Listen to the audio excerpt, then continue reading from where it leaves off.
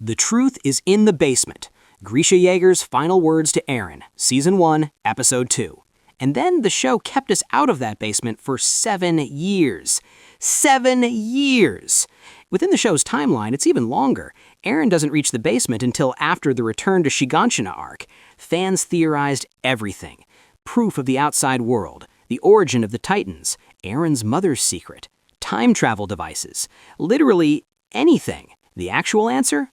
A photograph. And 3 books. But that photograph changed everything, because it showed something impossible. People, modern people, in modern clothing, with cameras, in a world that was supposedly non-existent beyond the walls. The basement didn't answer one question, it revealed that everything we thought we knew about the world was a constructed lie. Humanity wasn't on the edge of extinction, it was thriving, everywhere, except on the island of Paradise. The walls weren't humanity's last hope, they were a cage. And the Titans? We'll get there. But the basement scene is famous for a reason. It's the exact moment Attack on Titan stopped being a monster survival show and became a political war drama. The genre shifted mid-series, and the audience felt the ground move. Fans who waited 7 years for this? Some of them were thrilled. Some felt the show had betrayed them. None of them were prepared. Who are the armored and colossal Titans? Season 2, Episode 6. Reiner just tells Aaron. No dramatic setup, no big confrontation. He leans over like he's about to ask to borrow a pencil and says, Aaron, I'm the armored Titan. He's the colossal. We need you to come with us. Casual, almost tired. Here's why this moment hits so differently for different audiences. In the manga, Reiner's face was shown in shadow during the colossal Titan's attack. Readers in Chapter 42 had the clue sitting right there. Anime-only viewers? Complete blindside. But what actually made this revelation land wasn't the what, it was the how. Reiner doesn't sound triumphant, he doesn't sound threatening, he sounds exhausted, defeated, like someone who's been carrying a secret that was too heavy and finally just put it down. That's the moment the audience understood. These aren't monsters, these are child soldiers. And then the implications started cascading. If Reiner and Bertholdt came from beyond the walls, then someone sent them. There's an organized enemy. The fall of the walls was deliberate. Every event we'd watched was part of a larger operation. The attack that ended Aaron's mother? Planned. The breach that forced humanity to retreat? Strategy. 5 years of suffering, an invasion. This reveal didn't just answer who broke the walls, it reframed everything we'd watched. We'd been seeing a war story from the perspective of the losing side, and we hadn't even known there was a war. What are Grisha's memories? Aaron carries memories that don't belong to him. Ever since inheriting the Attack Titan, he's been haunted by fragments of his father's life, his father's choices, his father's mission. But the information came in pieces, never the full picture. We'd catch glimpses. Grisha with another family. Grisha receiving the Attack Titan. Grisha confronting the Rice family. Grisha passing the Titan to Aaron. But the context was always missing.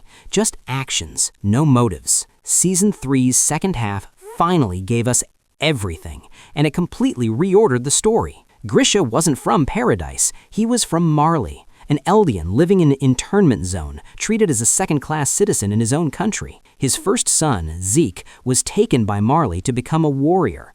His sister was cut down by Marley's officers for the offense of wandering outside designated boundaries. Grisha joined a resistance group, Eldian restorationists, fighting for their people's freedom. He was betrayed by his own son. Marley transformed him into a pure Titan as punishment and sent him to Paradise. And then, somehow, he regained his humanity, obtained the Attack Titan, built a new life, and set everything in motion. The brutal genius of this storytelling is the sequence. We saw the actions before the reasons, the tragedy before the man. We watched Grisha do terrible things and judged him before we understood why he did them. By the time we understood his reasons, we'd already convicted him. That's not an accident. That's a writer who knows exactly what he's doing. The founding Titan and the source of Titan power. Aaron screamed at a Titan, and every pure Titan in the area turned and converged on it. Season 2, finale. The moment Aaron first accessed something the show would spend years explaining. Here's what fans slowly pieced together.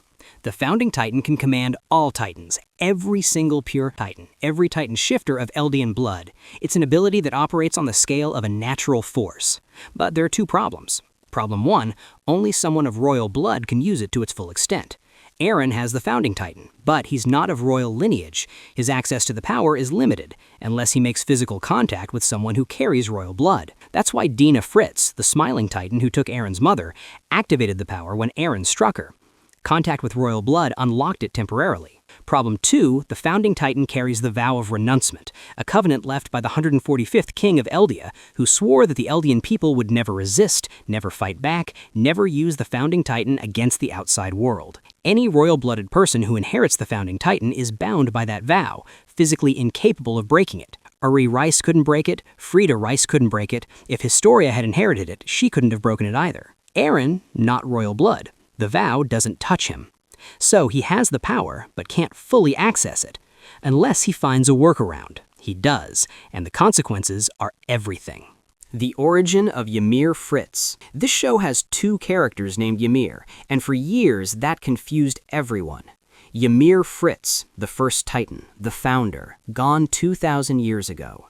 YMIR, the freckled one, a scout, in love with Historia, present and accounted for until she wasn't. For most of the series, YMIR Fritz was essentially myth. She existed, she gained the power somehow, she created the 9 Titans, she died, and her power fractured. That was it. Then came Season 4, Part 2, Chapter 122, From You 2,000 Years Ago, and the truth dismantled everything. YMIR Fritz was not a goddess, she was a child. A young girl running from soldiers, fleeing through a forest, falling, touching something ancient, the source of all living matter, and becoming the first Titan. And the man who should have protected her? He didn't free her, he used her. King Fritz, the original, the first, turned her power into an instrument of conquest. Nations fell, empires rose, millions suffered, and YMIR served. She brought his children into the world, not by choice. When she stepped in front of a spear meant for the king and fell, her daughters were forced to consume her to inherit her power and ensure it passed forward.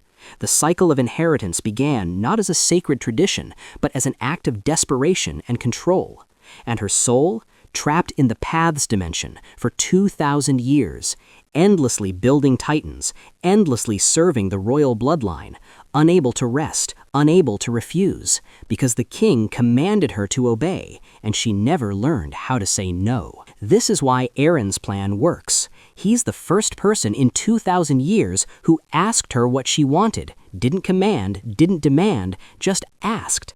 That revelation recontextualizes everything, every Titan, every life lost, every act of destruction across 2 millennia. It all traces back to how one king treated one girl, and she waited 2,000 years for someone to see her as more than a weapon. Smash that like button and subscribe if you dug the video. Then go watch this one, and after that, just hit the sack. We'll figure out the rest later. Peace out, bro.